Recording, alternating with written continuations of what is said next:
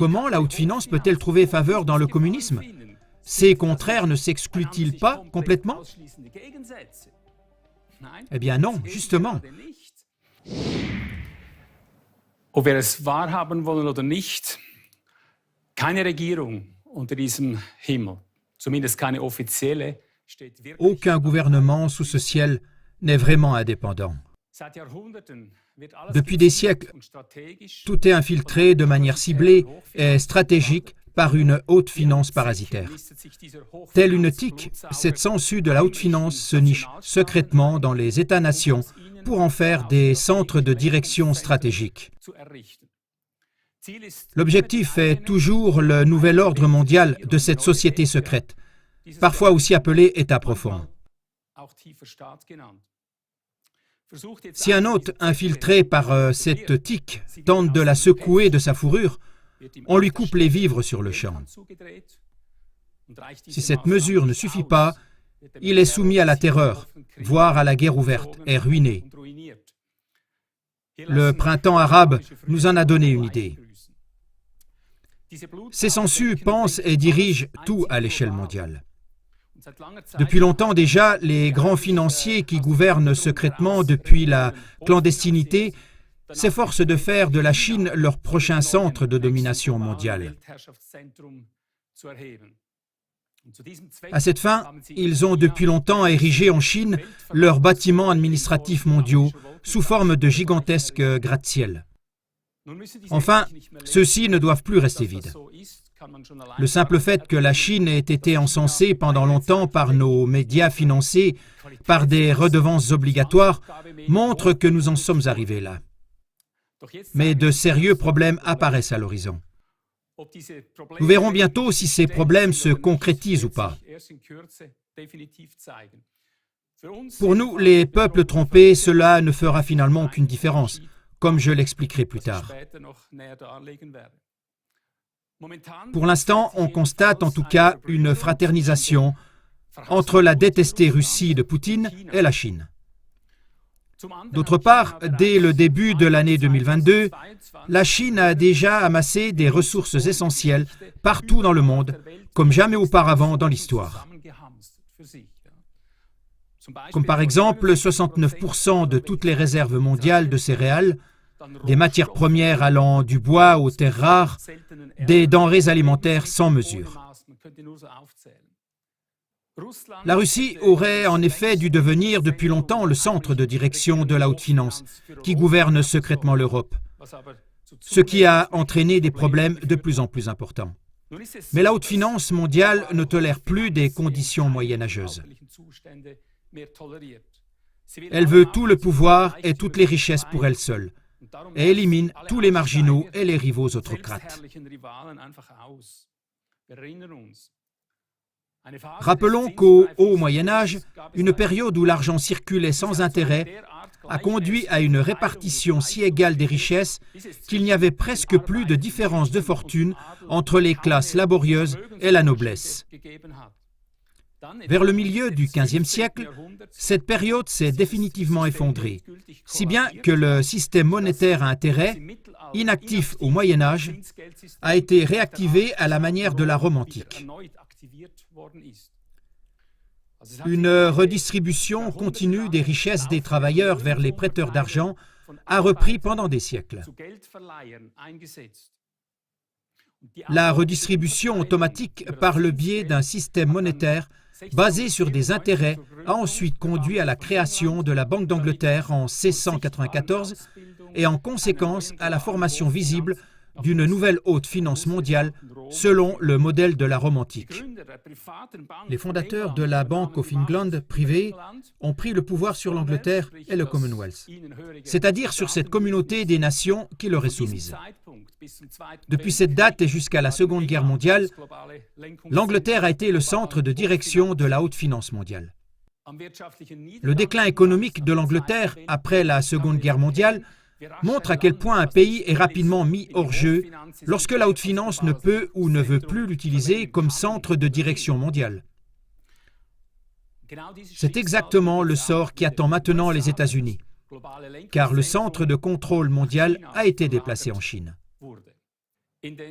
Dans les années 1780, la haute finance a réussi à développer son sinistre réseau de sociétés secrètes, de services secrets, d'adorateurs du diable et de criminalité organisée pour en faire un État profond mondial, par lequel elle contrôle et dirige l'humanité depuis lors. Au cours du XVIIIe siècle, elle a pris le contrôle de presque tous les États européens, ce qui, à l'époque du colonialisme, était synonyme de contrôle du monde. Il ne lui manquait alors que le contrôle de la Russie. Comme nous l'avons déjà mentionné, la Russie, que la haute finance avait déjà infiltrée lors de la Révolution russe, devait se transformer en un empire soviétique eurasien. Mais comme nous pouvons le constater chaque jour, les choses ont mal tourné, car leur marionnette maçonnique, Vladimir Poutine, ne s'est pas montré aussi loyal que prévu. Depuis longtemps, il s'est détaché de la laisse et veut décider lui-même où il veut aller. Peut-être que l'administration américaine, elle aussi maçonnique, et son Pentagone ont vraiment aiguisé l'appétit de Poutine avec ce qui s'est passé le 11 septembre.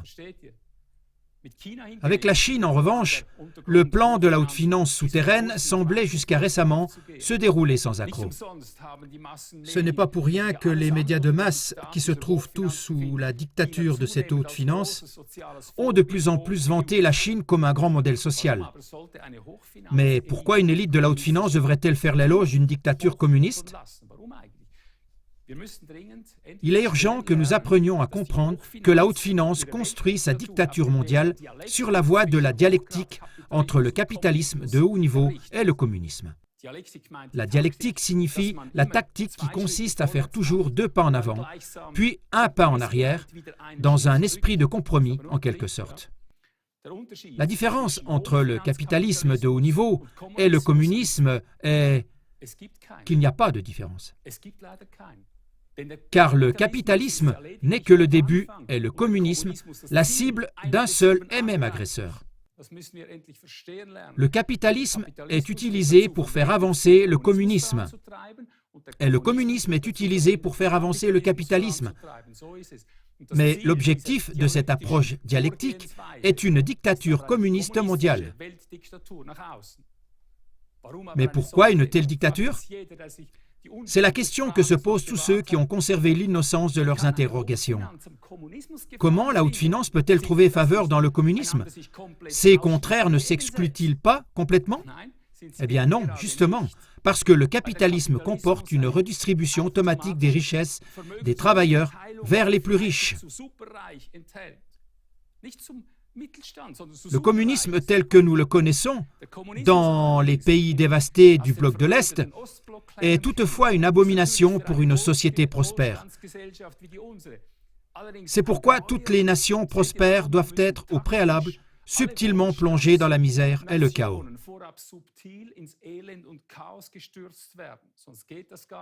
D'une part, cela se fait systématiquement en transférant imperceptiblement de plus en plus de richesses nationales dans les mains de quelques rares super riches, comme on l'a vu au cours des siècles passés. D'autre part, la misère peut également être provoquée par un terrorisme ciblé et des crises délibérément attisées. Nous y reviendrons plus tard. C'est en tout cas ainsi que ces familles de l'élite ont successivement pris le pouvoir sur l'humanité, car nous dépendons tous de leur argent. Et grâce à cette dépendance, un nombre incalculable de personnes sont devenues corruptibles et sujettes au chantage. En d'autres termes, en détruisant le capitalisme des classes moyennes, le capitalisme de la haute finance transfère systématiquement toute la richesse nationale entre les mains de quelques super riches et, avec cette richesse nationale, tout le pouvoir. Le communisme est son meilleur allié. Dans un zèle aveugle, il conduit fidèlement à l'état final du capitalisme d'État par la voie la plus directe, en donnant à une petite élite tout le contrôle de la richesse nationale et donc le pouvoir sur l'humanité entière.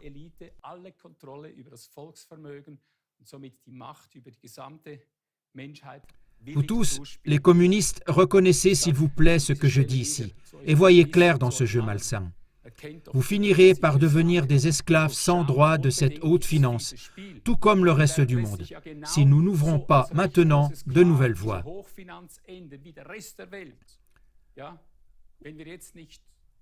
Vous en saurez plus à la fin de cet exposé. Croyez-le bien, personne d'autre que ces capitalistes de la haute finance ne sera finalement votre propriétaire et votre État communiste tant désiré. En tout cas, ils vous ont depuis longtemps instrumentalisé, vous les communistes, à leurs propres fins, tout comme le christianisme par exemple. Car tous les faux dévots, avec leurs églises et leurs communautés, et bien sûr tous les faux religieux, conduisent eux aussi à l'état final du communisme de la haute finance par la voie la plus directe, et ce par leur attitude fondamentalement mal comprise, soit passive, soit extrémiste. En fin de compte, le capitalisme et le communisme mènent tous deux à ce port d'arrivée où l'individu est non seulement totalement dépourvu de biens, mais aussi définitivement privé de droits et de pouvoir.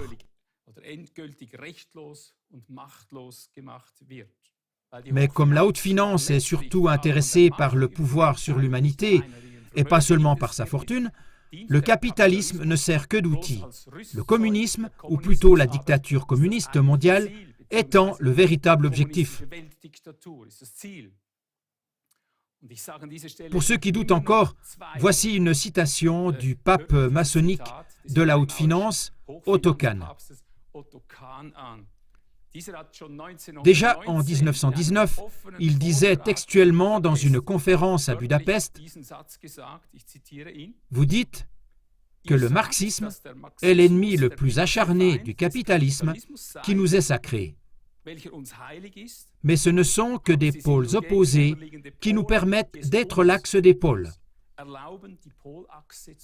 Les deux pôles ont cependant le même objectif.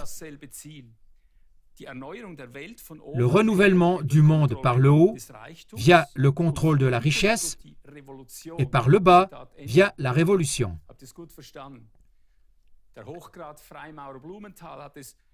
En 1929, le franc-maçon de haut grade Blumenthal l'a exprimé de manière encore plus claire dans le journal suédois Judith Tidskrift, écriture numéro 57. Ce n'est que récemment que notre race a donné au monde un nouveau prophète. Mais celui-ci a deux visages et porte deux noms. D'un côté, son nom est Rothschild, de l'autre, Karl Marx. Fin de citation. Aussi longtemps que cette haute finance mondiale fonctionnera, peu importe comment l'humanité évoluera, quoi qu'il arrive, les élites tenteront toujours d'instaurer une dictature communiste mondiale, et ce, même si le fameux État profond n'existe plus. Le marxisme, le communisme et leurs descendants, le socialisme, n'incarnent rien d'autre que le capitalisme d'État et la domination par une minorité privilégiée qui aspire à un contrôle despotique et total de l'humanité et veut lui retirer non seulement tout droit, mais aussi toute propriété. On voit tout simplement partout comment le capitalisme et le communisme se servent l'un l'autre à merveille. Et nous retrouvons le même phénomène de la Chine à la Russie et à l'Europe. Partout, les multimilliardaires rôdent et partout règne un État quasi omnipotent. Nous, dans l'espace germanophone, nous sommes, tout comme la Russie et la Chine, sur la bonne voie pour n'avoir plus que des groupes puissants et un pouvoir centralisé à Bruxelles sur nous, de sorte que l'individu se retrouve finalement sans aucun droit d'intervention, sans aucun pouvoir et sans aucun droit. En bref, le capitalisme et le communisme forment une équipe de haut niveau, qui est également puissamment favorisée chez nous en Europe.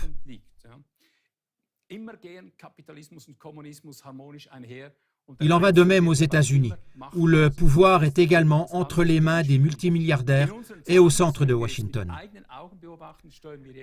Le capitalisme et le communisme vont toujours de pair, et l'individu devient de plus en plus impuissant. De nos jours, nous pouvons le constater de nos propres yeux. Nous nous dirigeons déjà tout droit vers une dictature communiste mondiale. Ce n'est donc pas seulement depuis la Première Guerre mondiale que la haute finance maçonnique contrôle tous les gouvernements nationaux sans exception, mais aussi tous les principaux médias de masse de ce monde. Dans tous les domaines essentiels, il existe malheureusement une obligation d'exécuter leur volonté, de sorte que les évolutions positives en faveur de l'humanité ne sont plus guère possibles. L'humanité libre est fortement harcelée et opprimée à tous égards par cette haute finance mondiale secrète. Et ce, bien que cette dernière ne soit composée que d'un nombre raisonnable de familles de milliardaires. Pourtant, ces derniers contrôlent l'ensemble du système monétaire de la planète depuis 1913, c'est-à-dire depuis la création de leur système privé de réserve fédérale, appelé Fed. Ils sont parvenus à nous rendre tous totalement dépendants de leur argent avec un système hallucinant d'intérêts et d'intérêts composés. C'est pour cette raison que cette élite secrète est appelée l'État profond mondial. Il s'agit donc, comme nous l'avons mentionné, d'un réseau de sociétés secrètes dont les chefs suprêmes sont tous, sans exception, des adorateurs du diable. Ceux-ci sont liés depuis bien plus de 200 ans aux services secrets et aux crimes organisés, etc. Il suffit de penser à leur guerre de l'opium, qui n'était que le premier maillon d'une gestion du chaos délibérément orchestrée pour prendre le contrôle de la Chine. Ils contrôlent de plus en plus tous les gouvernements, les médias d'information, les systèmes juridiques, les institutions d'enseignement, les sciences et autres choses similaires. En résumé, ils contrôlent l'ensemble de l'humanité depuis l'ombre. Ils y parviennent parce qu'ils ont réussi à infiltrer habilement nos systèmes étatiques à tous les postes clés. Et au-dessus de chaque zone capturée où ils ont réussi à prendre le contrôle total de la planète, ils font comme les anciens pirates. Lorsque ces derniers s'étaient emparés d'un navire, ils hissaient leur drapeau avec une tête de mort et des os croisés. Les drapeaux des élites dirigeantes mondiales sont en revanche beaucoup plus discrets et accueillants. Regardez donc quelques-uns de ces drapeaux. Ils signalent tous la souveraineté absolue. Comme nous allons le voir, ils existent sous forme d'emblèmes de souveraineté sur la terre, l'air, l'eau et d'autres encore. Et nous n'avons même pas remarqué qu'il s'agit en fait toujours d'un seul et même signe de souveraineté.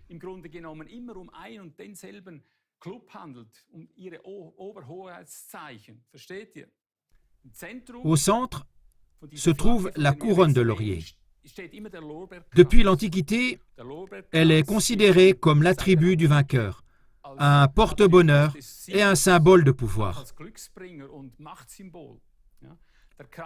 La couronne de feuilles de laurier pouvait être le trophée dans le sport, mais les empereurs romains la portaient également. Dans la mythologie antique, le dieu Apollon porte une couronne de laurier.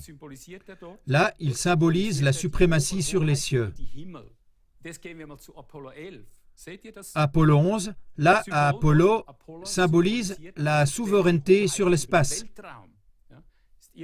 Et de même que dans la Rome antique, un laurier était considéré comme sacré et ne pouvait donc être ni profané ni brûlé.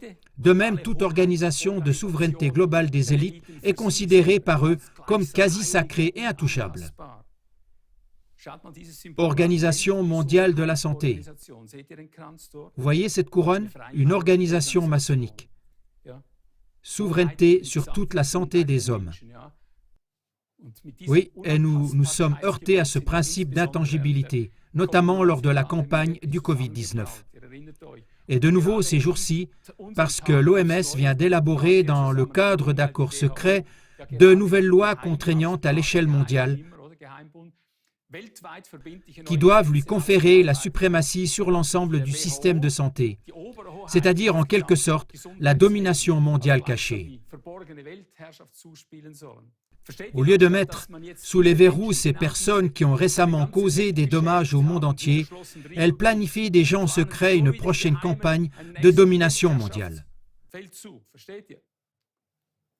Pour en venir tout de suite au fait, c'est précisément l'objectif déclaré de la franc-maçonnerie de haut grade depuis des siècles. C'est pourquoi derrière presque tous les logos de Laurier se trouvent des fondations, des organisations et des associations maçonniques. Pour n'en citer que quelques-unes, les Nations Unies et toutes leurs organisations subsidiaires. Remarquez toujours la couronne. Nous n'aborderons pas aujourd'hui le fait que cette couronne tourne autour d'une carte de terre plate. Organisation météorologique mondiale, l'Organisation spéciale des Nations Unies, Programme alimentaire mondial des Nations Unies, Fonds des Nations Unies pour l'enfance, Conseil des droits de l'homme des Nations Unies, Organisation internationale du travail, Organisation spéciale des Nations Unies, Organisation des Nations Unies pour le développement industriel, Programme des Nations Unies sur le VIH-Sida. Nous avons suffisamment dénoncé toute l'arnaque du VIH-Sida avec la ZK. Organisation maritime internationale. Si tu veux savoir un peu plus précisément ce qui se passe en permanence au pôle Nord, par exemple, et que tu affrètes un bateau pour t'y rendre, tu seras intercepté très tôt par des navires de la souveraineté maritime et contraint de faire demi-tour. Si tu n'obéis pas, tu seras fortement menacé.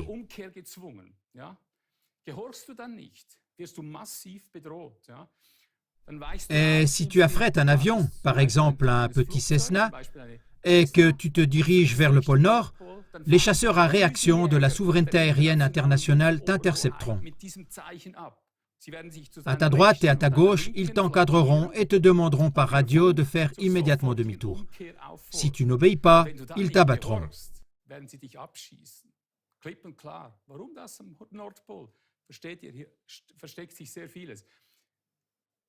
Comprenez-vous ce que signifie cette couronne de laurier omniprésente?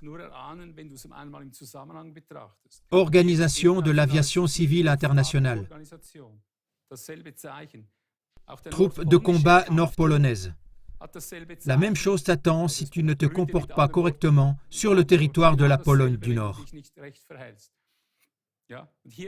Agence internationale de l'énergie atomique. Vous voyez, et ainsi on pourrait encore énumérer beaucoup d'autres organisations et sous-organisations maçonniques.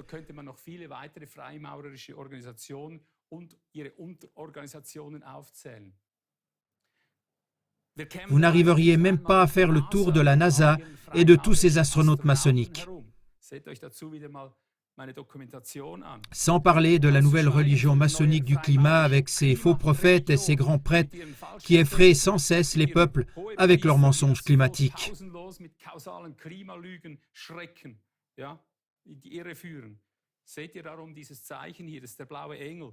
L'ange bleu, jury du label écologique. Cour pénale internationale. Et celui qui pense qu'au moins la Cour pénale internationale a le même logo par simple hasard peut volontiers croire un nouveau Père Noël. Même chose si, en tant que chrétien, on croit qu'Israël, fondé en 1948, a été reconstruit par Dieu et non par la franc-maçonnerie de haut niveau. Modèle de logo universitaire. Regarde le logo de l'université comme modèle. Partout, tu trouveras cette couronne. Université dit déjà tout. C'est le club qui a tout infiltré. Donc, si tu as des doutes sur le fait que tout a été habilement infiltré, tu as ici des preuves. Prochaine vague tatouage. Jusqu'aux universités constamment censées à l'addiction générale au tatouage, tout prend racine dans un seul et même marécage maçonnique. C'est pourquoi tu vois ici un spécimen comme celui-ci, prochaine vague, tatouage. Certaines choses ont été délibérément cachées de cette manière, comme c'est la coutume cynique des francs-maçons de haut grade depuis des siècles. L'état actuel de notre monde montre que la haute finance mondiale est quasiment à pas de l'objectif de l'instauration de sa dictature communiste mondiale. Mais elle doit encore lutter contre deux problèmes particulièrement tenaces. Comme nous l'avons déjà mentionné, l'élite maçonnique américaine veut maintenir son statut de parasite mondial et empêcher le transfert du centre de direction mondiale de la Kabbale vers la Chine, ce qui retarde considérablement le plan de reformatage de la haute finance mondiale. Et deuxièmement, la population occidentale comprend de plus en plus les objectifs de la mise en place de cette dictature mondiale communiste et financière, c'est-à-dire de l'État profond. Et elle devient de plus en plus consciente de sa propre perte de pouvoir en raison de la mise à nu et de la perte de pouvoir de l'élite américaine, qui deviennent visibles. De plus en plus de personnes cherchent donc le salut dans des mouvements patriotiques conservateurs. Mais tout patriotisme assumé arrive trop tard, car c'est précisément à cause de lui que les peuples et les États occidentaux sont affaiblis et détruits depuis des décennies par des migrations de masse systématiques. Chaque fois que la haute finance et ses principaux médias exaltent le patriotisme, c'est pour pouvoir ensuite mettre sur le dos du patriotisme ou du nationalisme les révoltes, les crises et les guerres sanglantes fomentées par la franc-maçonnerie, comme ce fut le cas autrefois avec Adolf Hitler ou actuellement avec Zelensky et Poutine. Comprenez-vous l'astuce? C'est ainsi qu'on démantèle les nationalités. Tout patriotisme authentique est une épine dans le pied du communisme de la haute finance, car il possède la force potentielle de vaincre ce communisme de la haute finance, mais seulement si on se serre les coudes. C'est pourquoi le plan subtil de surpopulation étrangère d'Ernest Houghton détruit sous nos yeux toute velléité de patriotisme authentique. Depuis les années 60, le plan Houghton empêche systématiquement tout retour au patriotisme. Il brise dès le départ tout patriotisme authentique. Sous le slogan « Ça profite à notre économie », des travailleurs immigrés ont donc été introduits de manière ciblée et systématique dans nos pays. Au début, il ne s'agissait que d'amis voisins, par exemple des travailleurs immigrés d'Italie, puis de la Turquie, puis de plus en plus de travailleurs immigrés de tous les pays et enfin le chaos total planifié par des ruées vers l'asile à travers la Méditerranée.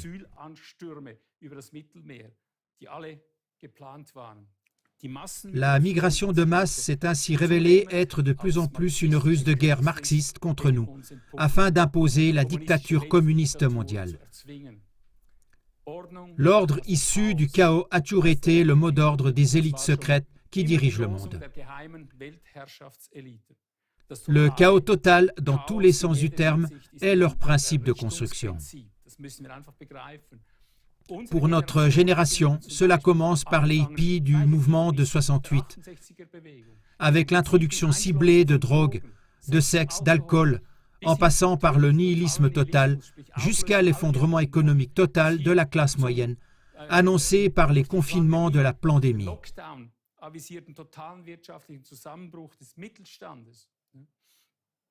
Le déclin total de tous les peuples non encore communistes est la condition nécessaire à la haute finance secrète pour imposer sa domination mondiale. Il n'y a aucune autre raison qui explique que nous nous trouvions maintenant dans un monde où les problèmes sont de plus en plus nombreux et où de moins en moins de personnes trouvent encore de l'aide après avoir été délibérément plongées dans des problèmes sans issue.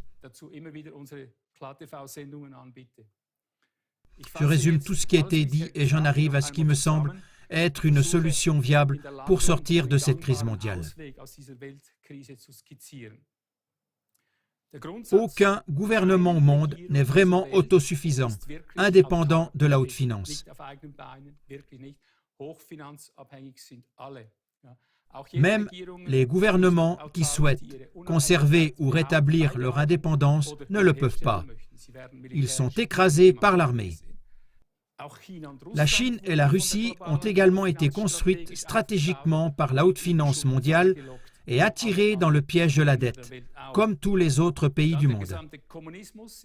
Le communisme tout entier est un dispositif global et stratégique de la même haute finance, destiné à éliminer toute classe moyenne qui lui est rivale. Le principal point faible du complexe financier mondial, désormais numérique, réside dans la nécessaire administration étrangère. Tout comme les Américains dépendent de gouvernements fantoches appartenant aux États-Unis dans tous les territoires qu'ils occupent, la haute finance fait de même. C'est dans cette administration étrangère que se trouve le talon d'Achille, le point vulnérable de toutes les puissances d'infiltration. Après que la haute finance mondiale a construit, entre autres, des prisons de masse rentables, c'est-à-dire des camps de travail pour les travailleurs gratuits, en Russie et en Chine, et qu'elle a finalement pu révolutionner techniquement le marché mondial tout entier, il n'y a plus de retour en arrière possible. Mais certaines des principales marionnettes des États vassaux qui ont été stratégiquement construites par la haute finance mondiale ont entre-temps elles-mêmes pris goût à la vie. De même que les bandes de brigands ont toujours eu l'habitude de s'entretuer lorsqu'il s'agissait de se partager le gros du butin, il en va de même aujourd'hui. Mais pour nous, les peuples trompés, ce n'est pas une bonne nouvelle. Car que ce soit la haute finance mondiale avec ses militaires ou que ce soit ses vassaux déserteurs qui gagnent la bataille finale pour les peuples travailleurs bon marché, tous les peuples de cette terre finiront de toute façon sous surveillance totale dans les camps de rééducation et de travail prévus. Parce que ce concept est le plus lucratif pour tous les partis de pillards.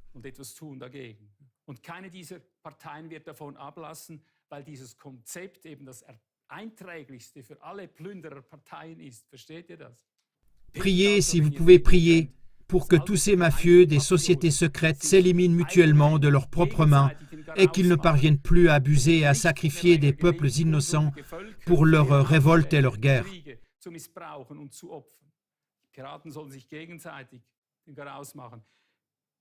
Je vous invite à écouter à plusieurs reprises la deuxième et surtout la troisième partie de mon message de la Journée des Amis 2023. Vous ne trouverez nulle part ailleurs des solutions et des propositions plus puissantes. Il n'y a qu'une seule issue pour les peuples. Ils doivent devenir ce qu'on leur a fait croire pendant des siècles.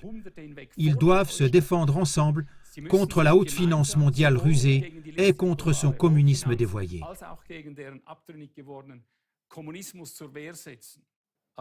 Mais ce n'est pas la forme puérile ou au mieux adolescente de la démocratie suisse qui nous sortira de l'ornière, car elle est basée sur l'égoïsme humain et donc sur la lutte éternelle des égos.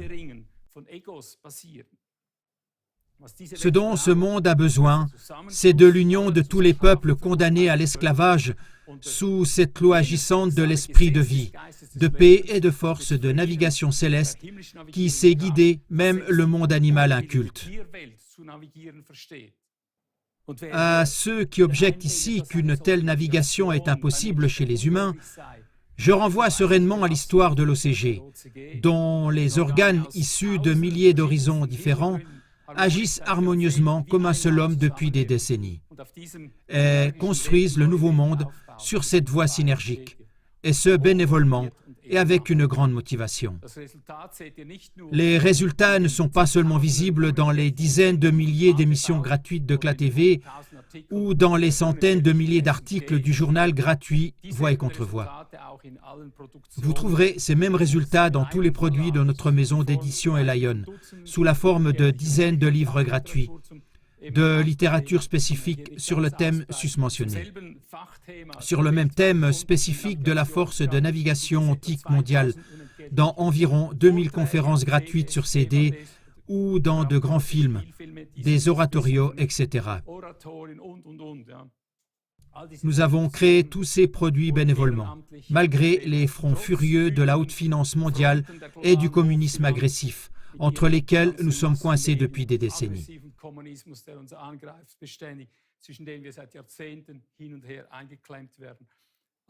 Mais aussi en dépit de décennies de résistance de la part de tous les cartels exploiteurs avec leurs médias de masse à redevance obligatoire, etc. En tant qu'OCG, nous sommes devenus un organisme international vivant, en dépit des dizaines de milliers de divisions religieuses, politiques, économiques et autres. Voyez donc qu'il est possible de surmonter cela, avec un champ de force qui agit réellement depuis le ciel et qui est là pour tous. Rien de religieux, de la force. Que pourrais-je encore énumérer? Il y aurait encore beaucoup plus.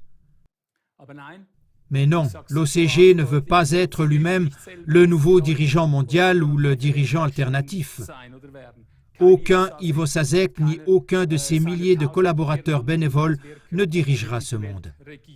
Mais bien le principe de navigation qui agit partout dans l'air autour de nous, auquel nous nous sommes à nouveau fiés et qui nous a permis d'acquérir une qualité de vie totale et indescriptible. L'OCG ne fait qu'offrir gratuitement ses services à tous les peuples menacés de cette terre afin de construire parmi eux cette véritable démocratie dans laquelle il n'y a plus de lutte de pouvoir pour les 51%, mais dans lesquels l'État normal est un accord à 100% de l'intérieur sur toutes les questions essentielles de la cohabitation entre les peuples, qui s'écoule librement de chaque être humain. C'est le produit de cette navigation par le haut.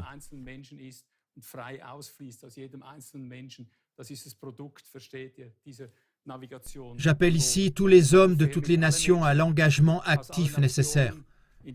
Devenez avec nous cet organisme vivant. Celui qui peut entendre mon discours et qui sent dans son cœur qu'une solution adaptée à notre époque s'offre ici, même si c'est à la dernière minute, pour tous les peuples du monde, qu'ils s'inscrivent à CLA TV, devenir actifs et deviennent engagés.